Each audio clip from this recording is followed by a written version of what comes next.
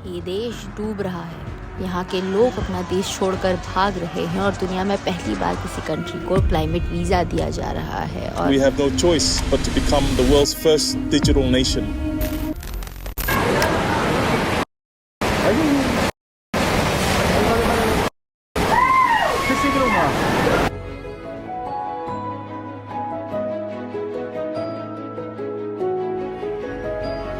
नमस्ते, सत श्री अकाल और अस्सलाम वालेकुम। ये देश है तुवालू, पैसिफिक ओशन में स्थित एक छोटा सा आइलैंड जो पानी के बढ़ते स्तर के चलते दुनिया के नक्शे से गायब होने वाला। पैसिफिक ओशन दुनिया का सबसे बड़ा महासागर जिसमें छोटे बड़े हजारों आइलैंड हैं और उन्हीं के बीच बसा है 9 आइलैंड से मिलकर बना एक देश तुवालू, जिसकी कुल आबादी इंडिया के एक छोटे से गांव यूपी के गहमार से भी कम है, करीब 10,000 लोग।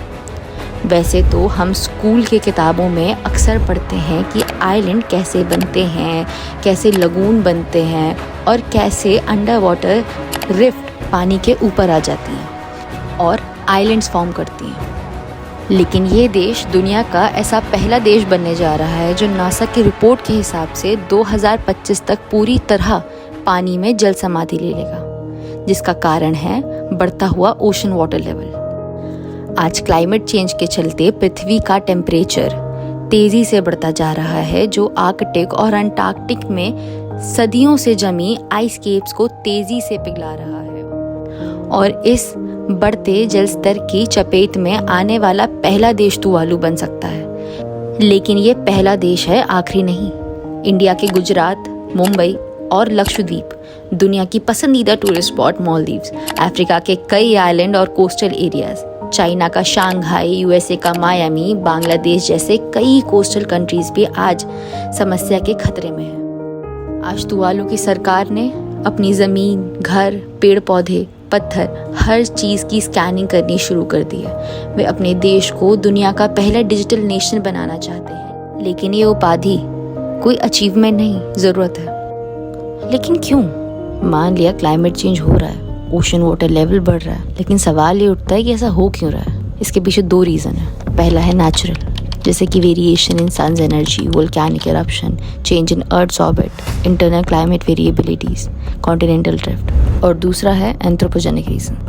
ये तो सब जानते हैं, मैं बता के बोर नहीं करूँगी। सबको पता है कैसे इतना पॉल्यूशन बढ़ रहा है हम इंसानों की वजह से, कैसे हमारी फैक्ट्रीज, हमारी गाड़ियाँ, हमारी सहूलत के एसीज़ की वजह से आने वाले वक्त में पॉल्यूशन और बढ़ने वाला है। लेकिन हाँ, कुछ इंटरेस्टिंग फैक्ट हैं जो शायद आपको पता होने चाहिए।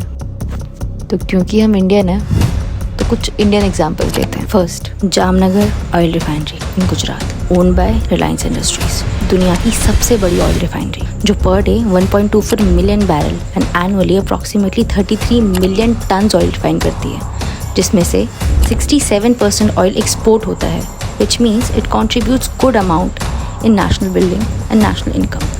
But it also annually produces 18 to 20 million tons of carbon pollution. और रिपोर्ट्स के हिसाब से सिर्फ 2022 में 19.76 million turns green house gases emit हुई हैं। Second, Adani group, owned by Gautam Adani, friend of Honorable Prime Minister of India. Adani Group is investing billions in renewable energy, sustainable technologies like green hydrogen, pledging to plant 100 million trees by 2030 to enhance carbon sink.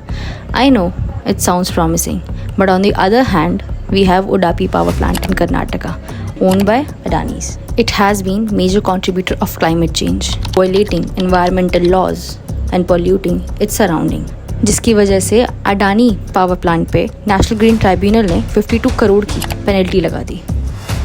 Second है Carmichael coal mine, situated in Australia and owned by Adani, जिसे global criticism झेलना पड़ा due to its carbon emission, water usage and environmental activist ने इसके खिलाफ पूरा campaign ही खड़ा कर दिया, named by stop Adani. Third, Adani powers in Raigarh and Ghaghra, they solely generated 6.6 million tons of fly ash annually. Fourth, 2016 का कोल इम्पोर्ट स्कैम और quality fraud. Fifth, Himachal Pradesh में अडानी सीमेंट प्लांट, जिसने सिर्फ हवा पानी तो छोड़ दो, लोकल्स की सेहत तक को बर्बाद कर दिया।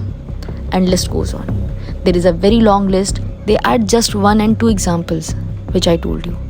लिस्ट बहुत लंबी है। इंडिया में नहीं, दुनिया में हज़ारों इंडस्ट्रियलिस्ट हैं जो मिलके हमारे एनवायरनमेंट को बर्बाद कर रहे हैं। हमें समझना पड़ेगा कि हमें डेवलपमेंट चाहिए या हमें इस प्लैनेट को बचाना है। याद रखिएगा, आज तुवालू जैसा एक देश अपनी ज़मीन खो रहा है।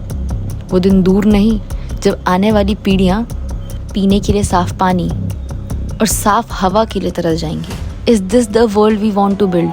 क्या डेवलपमेंट ज़रूरी है या फिर एनवायरनमेंट को बचाना?